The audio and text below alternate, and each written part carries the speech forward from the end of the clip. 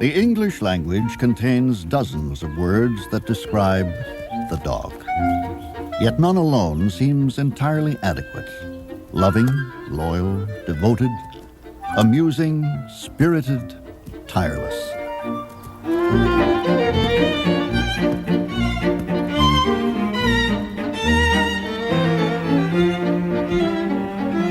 How they enchant us, delight us, brighten our days.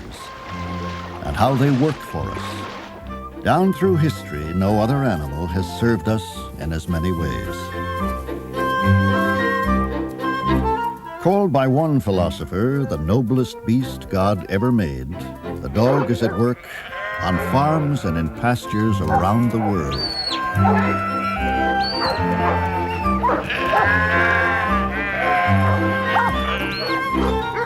Across the forbidding reaches of the frozen north.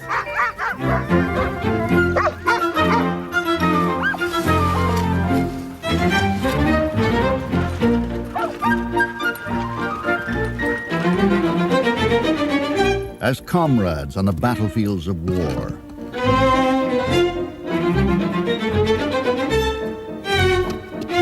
Seeking even the faintest scent of a buried victim of disaster.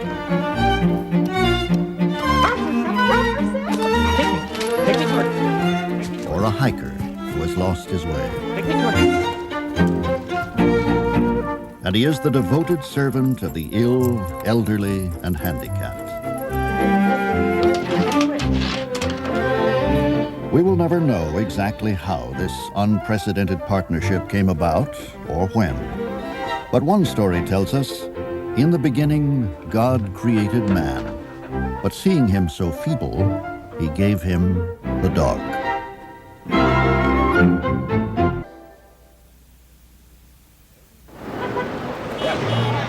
Every year since 1877, a stylized ritual has been repeated in Manhattan.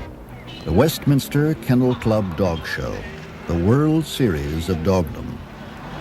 Some 2,600 dogs, all purebreds and prize winners in other shows, will compete. Westminster now welcomes 130 breeds and varieties.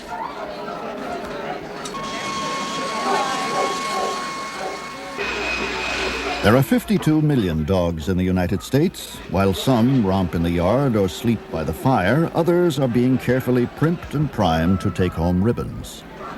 Right. Oh, right. What do you think, huh? Right. Give me another kiss. Good boy. You're a sweetheart, aren't you? That's $50. That's a show special, normally $79.95. Low sodium diet for your dog. It's an all-natural diet with no added preservatives, colors, or flavoring. Boy, that'd be great. Okay? Try that out on them, and if you live in Manhattan, there's a store that delivers for you right on the bag.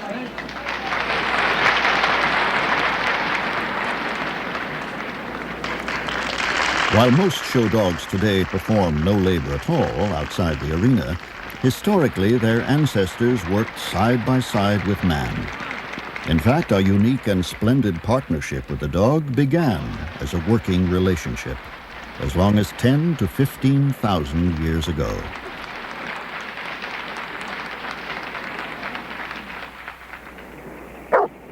Over the centuries, many of their jobs became obsolete. One that has continued is tending sheep. In New Zealand, sheep outnumber people 20 to 1, and a saying goes, no dog, no shepherd. No shepherd, no sheep, no wool or meat. With dogs at their side, New Zealand farmers now rank second in wool exports and are near the top in meat products.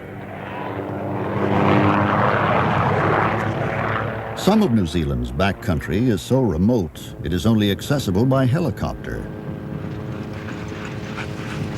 The dogs may not like the ride, but where the shepherd goes, so goes his devoted dog.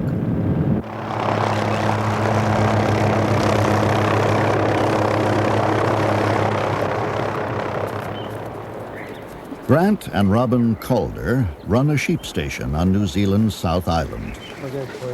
Grant is a champion breeder and trainer of sheepdogs, in the tradition of his father and grandfather before him. Much of New Zealand is mountainous country, suitable only for grazing. Without the sheepdog, this would be wasteland. Working their 13,000-acre property with no additional hands, the husband and wife team herd 7,500 sheep. It's a fairly unusual partnership that husband and wife work a farm like this together, but thanks to the dogs we can manage to do it. Without them, we just couldn't do it. A useless farmer could come onto this place with my team of dogs and work out how to work them and actually make a living here. But if you took my dogs away and left me on this place, we would be broken 12 months. Yeah, pup. Come on, I have to give you a name. One of the two types of dogs the Calder's breed is called a huntaway. Grant begins training at about 3 months. Huntaways work the sheep from behind, facing away from the shepherd. It's the first signs of a pup starting to work is to go over there like that and chase those sheep. If I put a string on that pup, the noise would start coming, and that's the makings of a huntaway dog. We've got a few sheep over there. Good boy. Good boy. Good boy. Even early in the training, a simple tug of the string keeps this pup facing correctly. Good boy. Good boy. Good boy.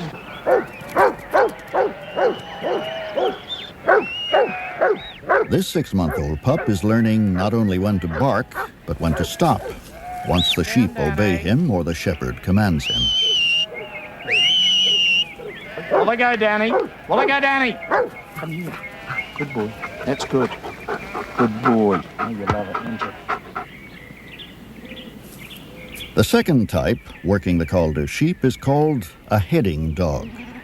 They virtually never bark, but control the sheep entirely with their eyes. She tries to mesmerize them. She can introduce herself quietly, looking straight into the sheep's eyes.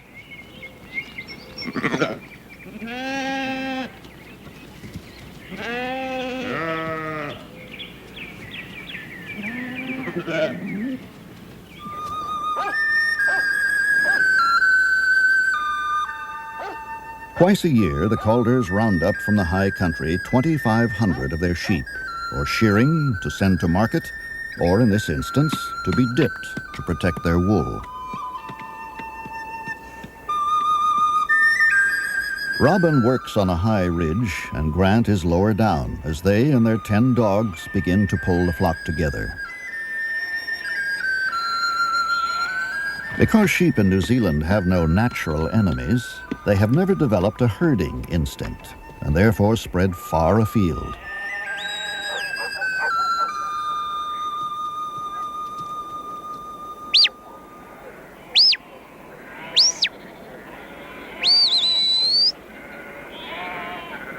The dogs are tireless and would literally work until they drop.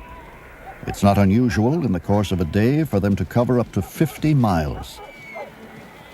Over the years, man has channeled the dog's ancient hunting instincts into herding and driving behavior. The shepherds command the dogs with words or by whistling. They're just basic commands. A run command. You want him to run slowly, you can vary it. Left hand.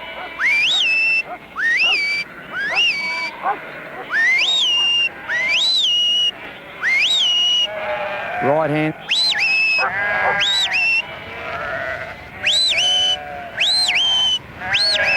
Stop. When he's finished the job, you got 2 commands to call him off. One's will I go, and the other one is will I go.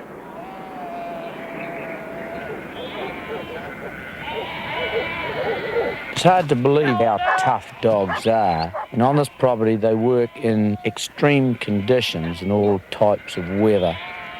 Even with a dog in those sort of conditions, everything might be against him. He might have cut feet. He might have snowballs built up on him.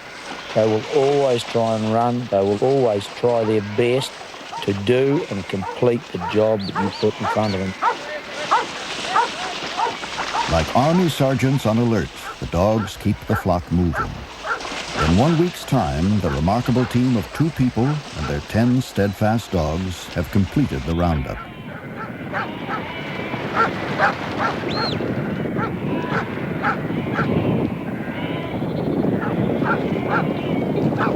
Dog's work's never done, and when he finishes on the hill, he comes into the real hard work of slogging in the hot yards. The hotter it gets, the more the sheep put their heads down and won't go.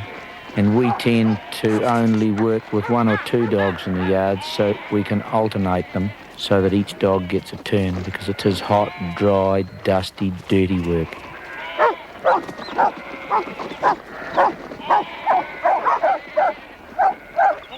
Because of the intense heat, the tired sheep often don't want to move, creating traffic jams in the tight confines of the pen. To find the offenders, the dogs simply make a sidewalk out of the backs of the sheep.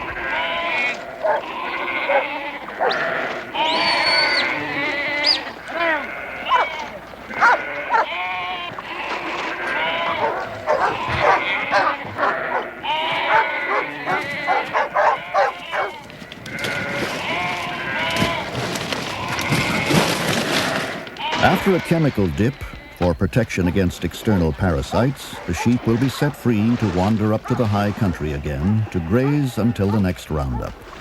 And then, once more, when the shepherds head for the hills, their canine partners will be by their sides.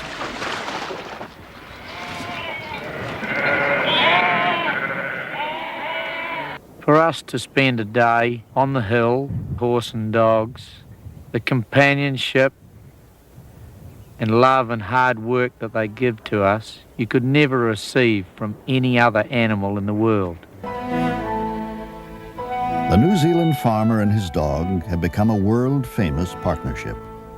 Today, more than 200,000 such dogs are on the job across the country. Probably the most photographed is this one, a public tribute to the dogs that help keep the economy so vital and alive.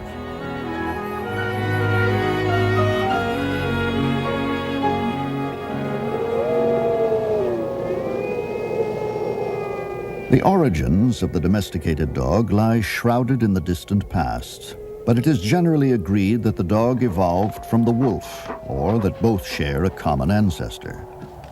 Wolves and dogs have the same basic anatomy, physiology, and patterns of behavior. And underneath the dog's domestic facade lie the instincts of a predatory hunter. Wolves live and hunt in packs. Unlike other meat eaters, such as members of the cat family that ambush their prey, wolves stalk, chase after, and run down prey.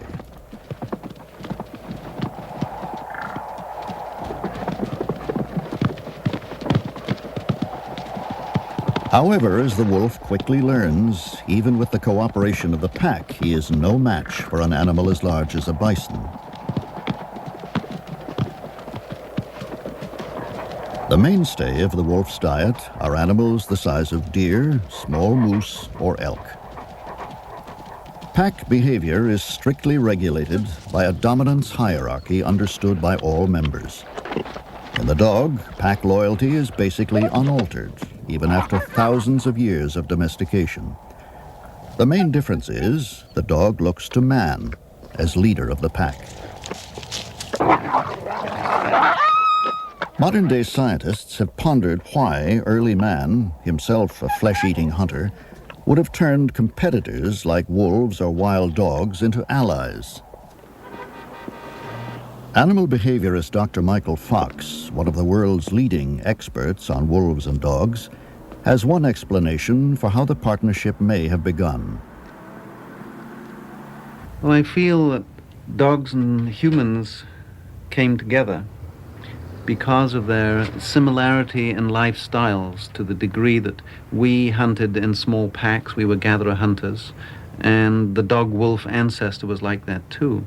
And it's quite probable that the early hunting societies found that dogs were pretty good allies if they were properly socialized to help locate and even ambush prey.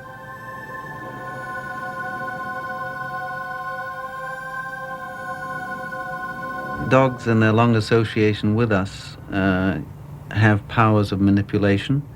In one sense, we've domesticated them, but they have domesticated us too. We have the situation where the dog will come up and just look at you and look at you, and you have to feed it. The dog knows how to touch your heart. They have a power in the eye. Some people think that their dogs have ESP, that they know what you're feeling and thinking, but they're acute observers of our body language. You know, when we're depressed or happy or anxious, they're reading all that all the time, because that's how they communicate with each other too. In finding out about each other and the rest of the world, smell is the dog's primary tool. It is said their ability to smell is at least 500 times greater than our own. Their hearing, too, is better than ours, but they see less well and are colorblind. There are 350 recognized breeds of dogs in the world. Regardless of outward differences, they are all the same species, Canis familiaris. Their wide diversity in appearance can often be explained by the work humans have bred dogs to do. In the language of his native Germany, Dachshund means badger dog. His short, stubby legs and narrow body made him ideal for squeezing into burrows after prey. Terriers, too, were bred small and low to the ground, so they could plunge into dark holes in pursuit of rats or foxes. The name terrier comes from the Latin word terra, or earth.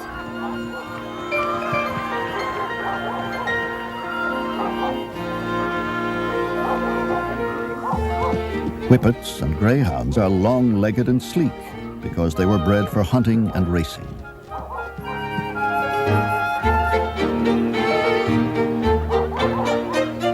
Firehouse mascots today, Dalmatians, were companions to charioteers in ancient times. In Elizabethan England, they gained fame as coach dogs with a calming effect on the horses. The regal Chow Chow boasts a 2,000-year history in China as hunter and guard. For centuries, dogs have helped man hunt. Today, we've made them highly specialized. Pointers only point, nose high, body frozen in place. And retrievers only retrieve, joyfully leaping into even frigid waters to bring back their quarry.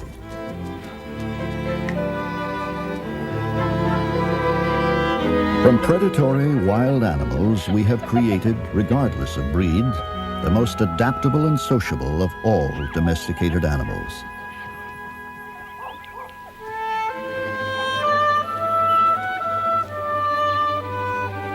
It is not precisely known when we first put dogs to work as entertainers, but one of the most famous, adored by countless millions, is Lassie.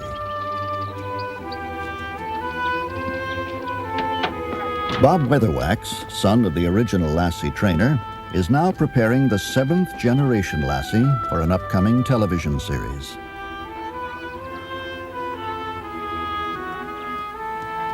Hey, come on! To get the 7 dogs who have actually appeared on the screen, Bob and Rudd Weatherwax had to breed more than 200 collies to get just the right coloration, intelligence, and temperament.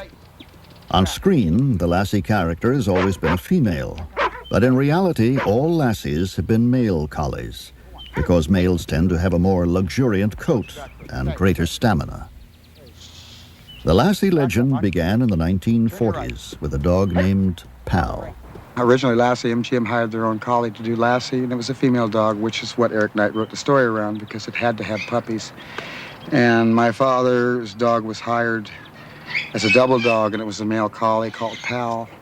And I think he knew that the other dog couldn't do this performance. And they had a spot where Lassie just come from Scotland back to England, and he had to cross a river, and it was a nice scene.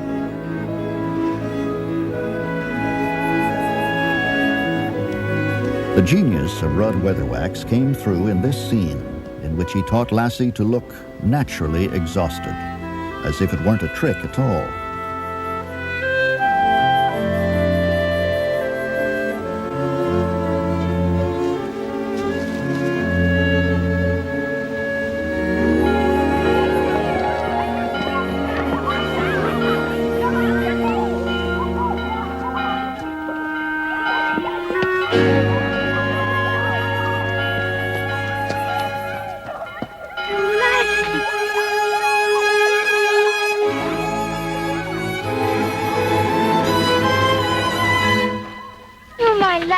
come home. Come on, crawl. Easy. The mind of the dog, no matter how bright he may be, cannot conceptualize, look tired. But the dog can obey a series of off-screen commands, given in a specific order, that result in the tired look the audience sees. Sweet. Stay. Stay. That's a boy. Stay. Compared to many dogs that bring a large measure of instinct to their work, dog actors start out as a blank slate. Because they are intelligent, they are capable of learning. The motivation to learn, the willingness to behave in such undog-like ways, is based simply on the dog's desire for human praise. Dog's man's best friend. I think they're the most domesticated of all animals, and they want to please. They want to be with man. It's like A for effort. They'll give you that effort. All right, come on. Hup. Hup. All right, come on over here. Come on. All right. Take a bow.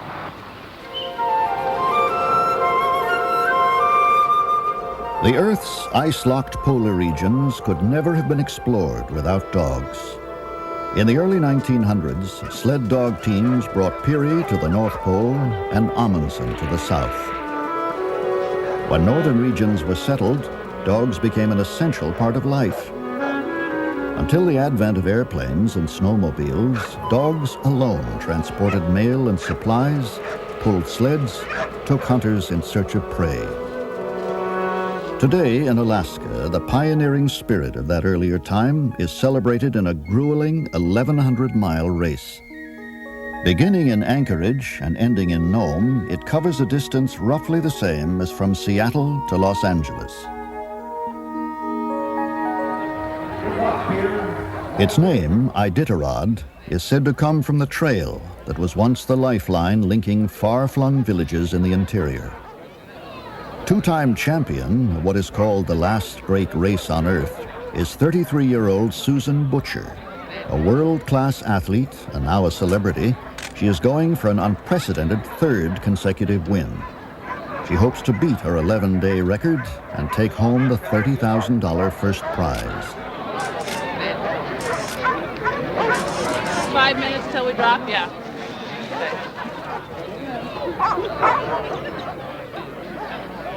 I've been racing in the Iditarod for 10 years now, and I think over all the years, I've been basically in the top 10, and I think that all comes from my training ability with the dogs, and the time that I spend with them, and the conditioning that I put on them.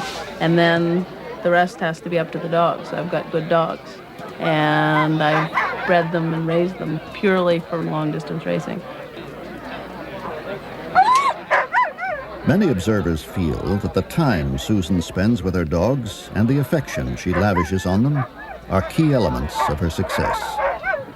10, 9, 8, 53 teams will leave at 2-minute intervals. 4, 3, 2, 1, go.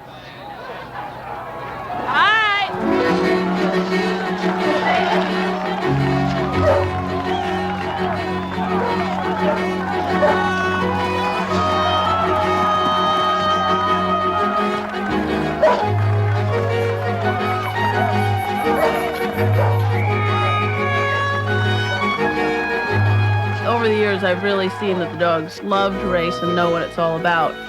When they see a team in front of them, they'll pick up their pace and want to pass around them. And what I found out is they know then when there's no other team in front of them because there's no dog scent on the trail.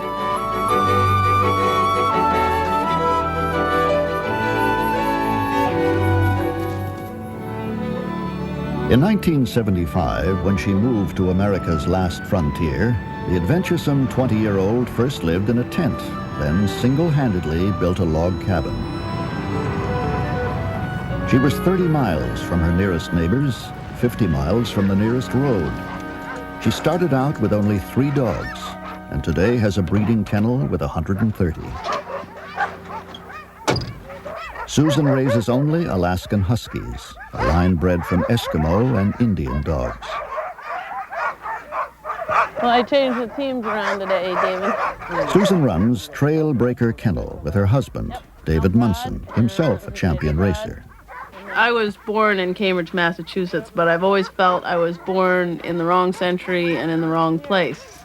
And so I kept moving north and west. And I've always loved animals, and they've been the most important thing in my life. And so I was looking to incorporate living in the wilderness and working with dogs, and I found the perfect thing. Where's your babies? Who are they? Hey, you guys? Hey, In the early days of sled dog racing, breeding was often a haphazard matter. But Susan Butcher knows that good racing dogs don't just happen without careful planning. Every summer, I raise a number of puppies, between 50 and 100 pups. And I'll pick out 2 of my best dogs. Usually if I have a very fast dog, but maybe it doesn't have a good enough coat, I'll breed it to one with a good coat. But the most important thing is that they have bred into them the desire to pull and the desire to travel.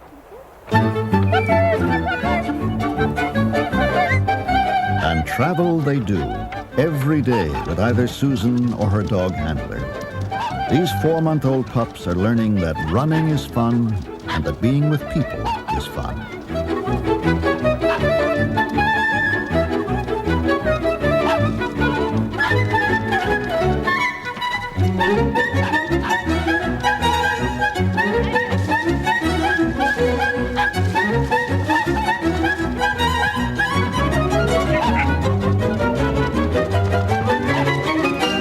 There's a lot of mushers that don't really like to make their dogs into pet dogs and feel that they have to keep them very separated and make them a working animal only. But I feel that the best thing that you can do with a dog is to really bond them to yourself. So we're just trying to teach them to respect us and trust us and vice versa. I have to trust my life in their hands all the time, and they should learn to trust me with their life. And then when you're out there racing, that trust is what's going to make you able to win. Are you going to be my next all-time best leader? Are you going to be my all-time best leader? Every night, Susan and David bring a few dogs into the cabin for extra attention. It's done as part of Susan's training strategy, but also because she quite simply adores her dogs. Every fall is a really exciting time for me and for the dogs. As the temperatures get colder, we just develop a certain excitement towards winter. When it starts to get cold, the dogs just start making a lot of noise, running around their chains. They're just antsy. They want to get going. They just show me in many ways that they're ready to roll, ready for the racing season. All the adult dogs are run 3 to 4 times a week throughout the year. As with all athletes, conditioning is vital to their performance.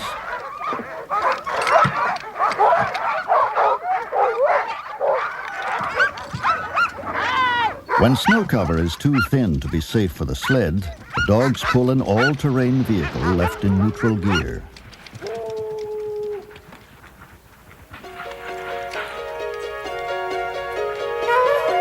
To some 200 miles of trails, Susan adds new ones each year to keep the dogs from getting bored. A lot of people would look at my life and think it's a lot of hard work, but for me, it's a labor of love, and I spend all day long with my dogs and work with them, and I'm my own boss. There's no one telling me what to do or at what time to do. I live way out here where I can go anywhere and do anything at any time of day, and I love that freedom. The best things for long-distance racing dogs are fast trotting speed, and then they have to have good feet, and then you just want them to have a good attitude. Their heads are bent and they're just going for it, and they're paying attention to you and you're paying attention to them, and you just are working as a team.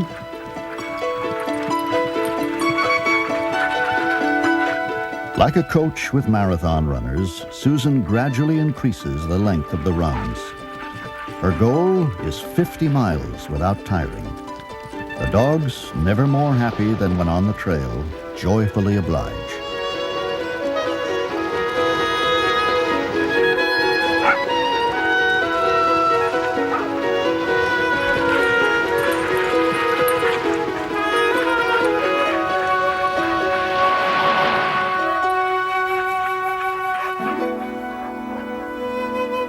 12 to 16 hours a day, the routine seldom varies. The culmination in March, the chance to compete in the most punishing race on Earth.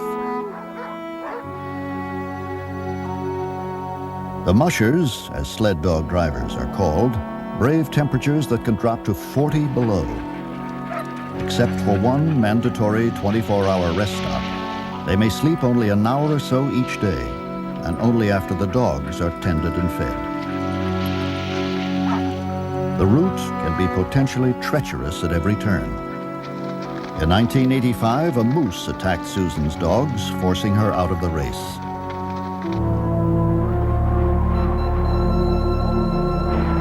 On the last leg of the race, along the frozen Bering Sea, mushers encounter the most severe weather.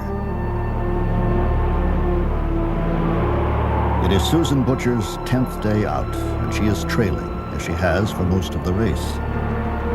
Now a violent storm has forced temperatures to plunge. Swirling snow has obliterated much of the trail. Both Susan and the dogs are pushed to the limit of their endurance. The storm has thwarted her nearest competitors, who have stopped to wait it out. Undaunted, Susan Butcher charges on.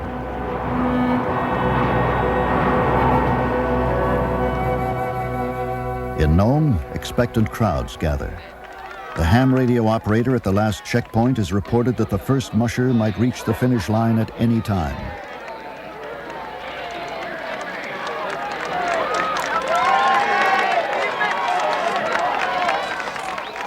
In 11 days, 11 hours, and 42 minutes, a jubilant but exhausted Susan Butcher becomes the first person ever to win the Iditarod 3 consecutive times.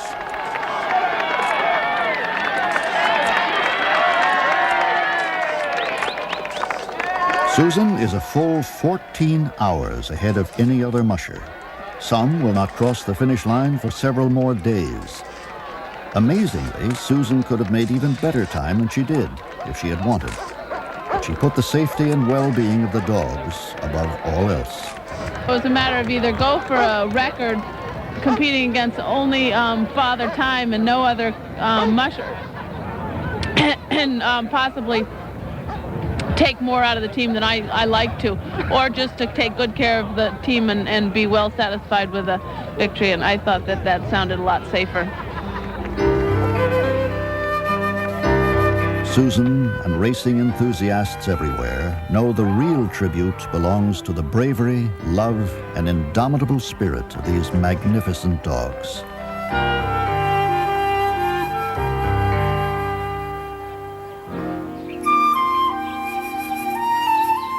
On an ordinary street in an ordinary California town, a drama, anything but ordinary, is quietly unfolding.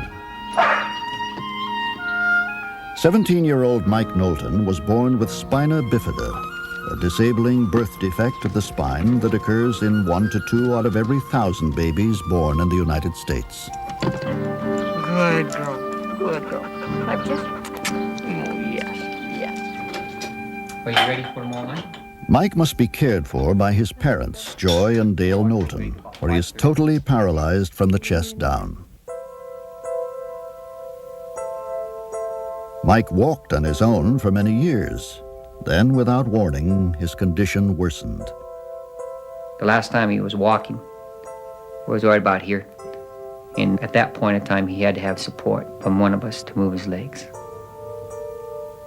When we were told he was paralyzed and a wheelchair was going to be with him the rest of his life, Michael went into a depression for about 2 years. It was very hard for him to adjust. Now a dog has come into Mike's life, and the depression has lifted. Her name is Zest. Zest has made a major change. If I didn't have her, I don't know what I would do. She just really helps me a lot. A unique organization called Canine Companions for Independence, or CCI, brought Mike and Zest together. Using dogs to guide the blind is a well-known success story. CCI pioneered the idea that dogs could also help the wheelchair-bound. That's it. During an intensive 2-week training program, students master 89 commands. Good girl. No, don't touch, Ziggy. For their safety, as well as the dogs and the public's, they must gain total control over the animal's actions. CCI instructors have spent 6 months training the dogs. All right. Good boy. Get him happy, everybody. One of the most important jobs is retrieving. Look, pet it, bring it here. Keys are especially difficult because of their uneven edges, and dogs dislike the taste of metal. All right. Good boy. Because they will be going home to very diverse environments, the teams are put into as many real-life situations as possible during the 2-week course. Today, on a college campus, the dogs encounter some other dogs that at first they think are real.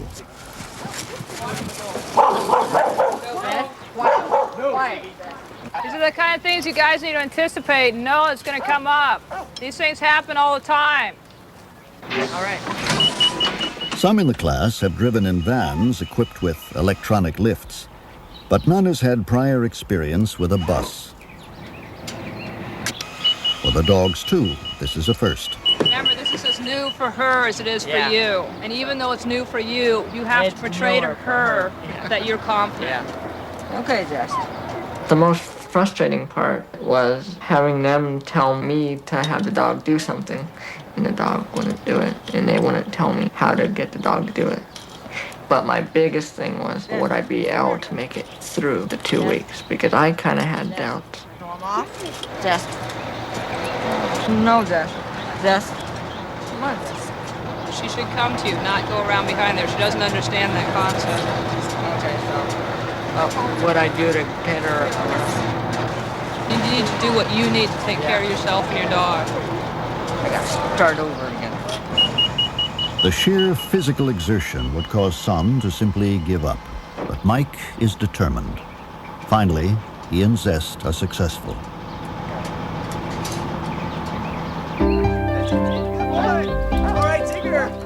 Even for those with the use of their arms, fatigue is a major factor that often keeps them housebound. Dogs are a wonderful solution, for they will pull tirelessly.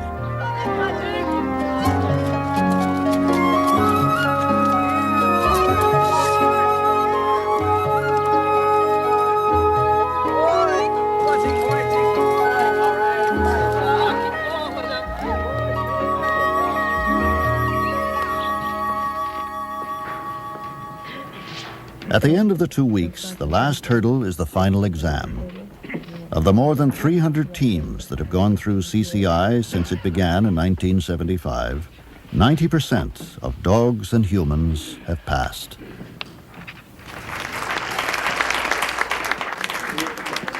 With well-deserved pride, the class arrives for graduation, threshold to their new independence. As you can see, this is quite a loving team. And throughout their lives, there's always going to be a lot of love and commitment on the part of these two. Mike worked very hard in this class, and so did Zest, and congratulations to both of you.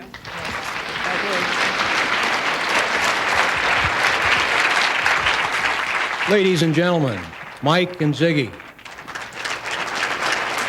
The diplomas, appropriately, are inscribed with both names, student and dog alike. Mike and Zest.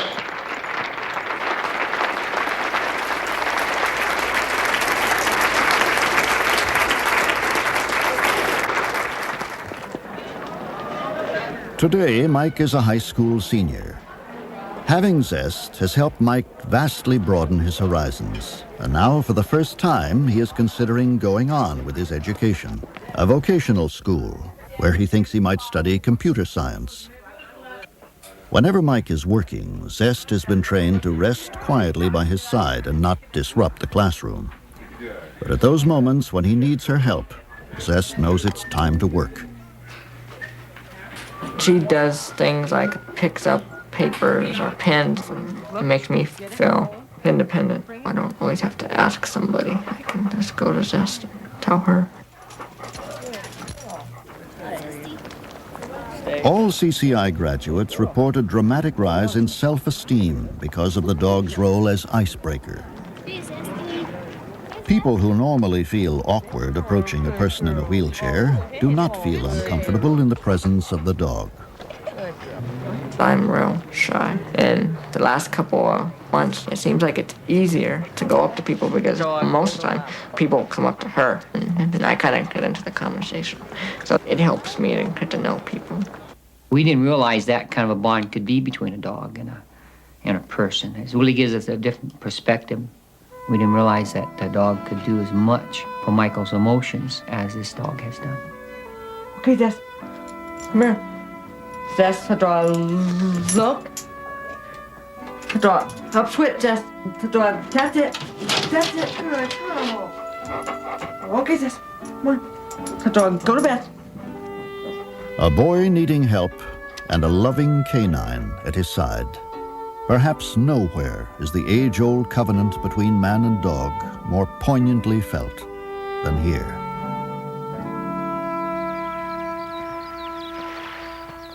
In Northern California, one man remembers a partnership with dogs that many people have never even heard of. For the 13 months he served in Europe during World War II, Joe Simpson fought alongside a dog. Atta girl, here. They were one of the earliest teams in what was known as the Canine Corps. In 1942, the Canine Corps was formed by a group of civilians from the New England Dog Training Club. And Dogs for Defense was formed at the same time, and they picked 14 GIs out of 5,000 volunteers. And fortunately, I was one of the 14 picked, not because I knew anything about dogs necessarily, but because I was in the horse business. And this is how I got started in the Canine Corps. Patriotic families everywhere across America volunteered their dogs to help the war effort. Rovers, Spots, and Fidos of all descriptions were sent off to an uncertain future in the Army, Marines, or Coast Guard. Like their human counterparts, all dogs were examined for fitness. Any new man that came in got a new dog. And they taught us to make the dogs heel and sit and down and stay and all the obedience commands. And these dogs then went through the training with the master. And then when that was through, certain ones that were fit for attack training, if they had enough aggressiveness in them, were put into attack classes. And the dogs that were better for messenger work were trained for that. Some dogs were trained for pack dogs. So it was quite a course.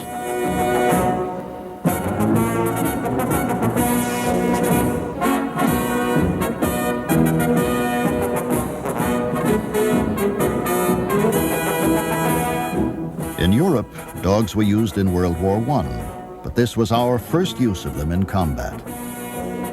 Some 10,000 served in many of the bloodiest battles across Europe and the South Pacific. If we needed to send a message back to the forward outpost, we had a messenger collar that we'd put the message in and put it around the dog. And the dog had to learn that when this collar was on him, he was to run as fast as he could back to the other master. Messenger dogs had to develop equal loyalty to two masters because they worked by going from one to the other. To ignore the noise and flames from exploding shells was hardest to teach.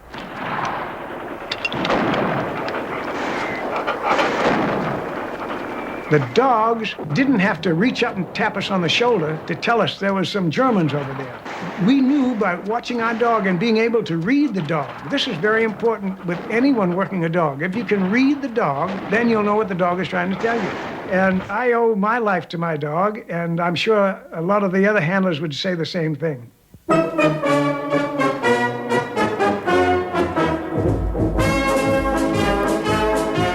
Joe Simpson was one of many who brought their dogs home after the war.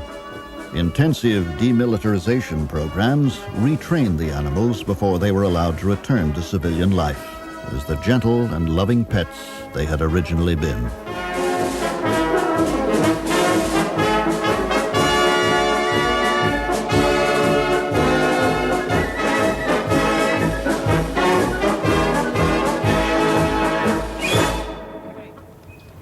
One phase of training similar to that for war dogs is used in search and rescue work. More than 70 such groups now exist across the United States. All volunteers, they work alongside law enforcement teams in wilderness rescues and the aftermath of disasters. Go through? No cheat. It takes hundreds of hours of training before a team can be sent on a mission. Go through. Early on, a dog often needs to be coaxed. Okay, try that way again. You want to go through? Go. Go through all the way. Oh, good girl. Good girl. What handlers look for is not the breed itself, many breeds are used, but qualities like intelligence, curiosity, and self-confidence. The dogs must be taught agility so they can safely negotiate boulders and other obstacles in the woods, as well as piles of disaster rubble. Shirley Hammond is both a handler and a trainer. What we do is we start the dogs out very young if we can, although we can start older dogs, teaching them on an agility course. We do a lot of ladder climbing with the dogs, and this teaches them to use their back feet. Their back feet just normally follow their front feet, and they do not develop a knowledge of back feet unless they're taught to do something, feeling what they're putting it on and feeling for stability with it. Good dog, Tasha. Good girl. Good dog. This 12-week-old puppy confronts a ladder for the first time.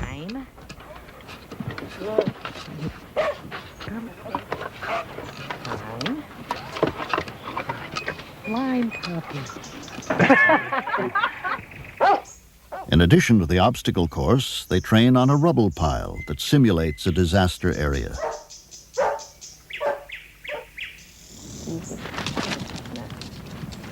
The uniform and helmet signal to Shirley's dog, Cinnamon, that now they are working.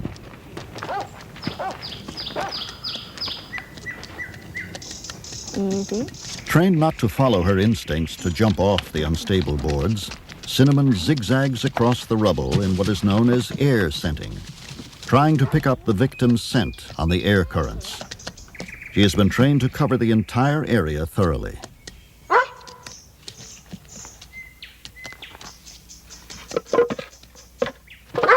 Once the victim, in this case a volunteer, has been found, the dog's job is to scratch and bark to alert the handler to the area with the most intense scent.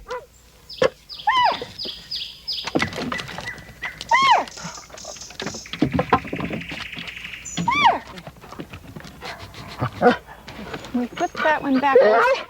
Is he there? Oh, look up there! What did you find, Sid? Finding the victim is the dog's primary reward. It is essential that physical contact be made so the dog knows she's done her job well. Yeah, you found him. You've got him where you want him now, boy. Yeah, I got him where I want him. That was good. Did you find him, huh? That was a good search. In 1985, Shirley and Cinnamon were one of 13 U.S. search dog teams that made a vital contribution in a real-life disaster, the devastating earthquake that racked Mexico City. The soft subsoils underlying the city and inadequate building codes were blamed when hundreds of buildings collapsed. Thousands were injured, thousands more left homeless. As many as 10,000 died. It was really hard to believe because there were buildings standing with glass and beautiful structures that were just pancaked to the floor. This is the building that was 11, 12, 14 stories. Suddenly it's down to 10, 20, 30 feet high because some of them actually sank down into their basements. They went that far down. In you go. 12 hours a day for a week, the teams searched through the twisted rubble. Hundreds of people surely lay trapped, but where? And could the dogs find any of them in time? Stay. They'd cock their head and listen with their ears as if maybe they might even be able to hear the victims after they would bark, as if they were kind of calling to them by their barking. And the other side of that coin, of course, is when they did locate someone buried under the rubble that was gone, deceased. It was a very low-key reaction, just a little pawing and a little whining. Amazingly, even at week's end, victims were found still clinging to life.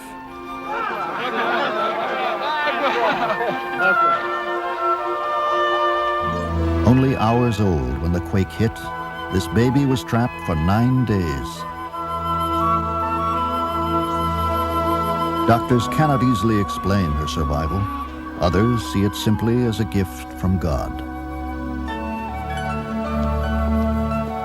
The Mexican people were just wonderful to us, and it was a warm, warm feeling. They were so appreciative of our being there, and it was really a very unique position to know that you were doing something that was helpful and that your dog was able to do it. And it's a feeling that says, this is what we've done it for. All the times we've been wet, we've been cold, we've been tired, we've been hot. This is real, and it's so exciting, so exciting. Many thousands of years ago, some long-forgotten caveman welcomed a wild animal into his home to share his fire and food. Through the centuries, the dogs that evolved have remained our enduring helpmates and unfaltering friends. Our own success as a species is due in no small measure to the fact that a canine partner has been by our side.